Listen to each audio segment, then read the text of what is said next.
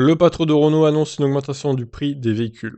Alors, c'est pas que des véhicules électriques du coup, c'est les véhicules en général. Selon Lucas Dumeo, donc, les prix des voitures vont continuer à augmenter durant les 12 prochains mois. La cause est pénurie de composants comme les semi-conducteurs qui touchent l'industrie automobile depuis plusieurs mois. Donc ces puces électroniques fabriquées majoritairement en Asie sont largement utilisées dans l'industrie automobile, l'informatique ou encore dans les consoles de jeux. Voilà qu'il est aussi bien compliqué de trouver une PS5 ou une Xbox Series X par exemple, ou encore les dernières cartes graphiques, Nvidia GeForce RTX 3000 de Nvidia.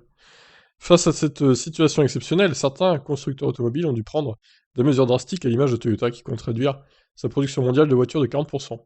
Le constat est loin d'être le même chez Tesla qui a explosé les ventes.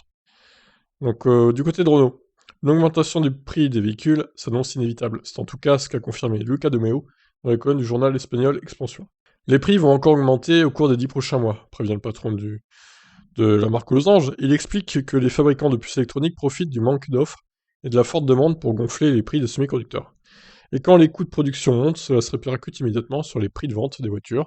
Il faut rajouter à cela d'autres problèmes qui ont contraint Renault à augmenter leurs marges, comme la fermeture temporaire de plusieurs usines.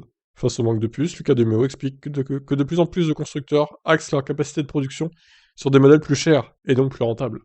La solution serait bien évidemment de produire des puces électroniques en Europe. À ce sujet, Demeo est formel, il faudra à minima plus de 10 ans pour atteindre une production suffisante.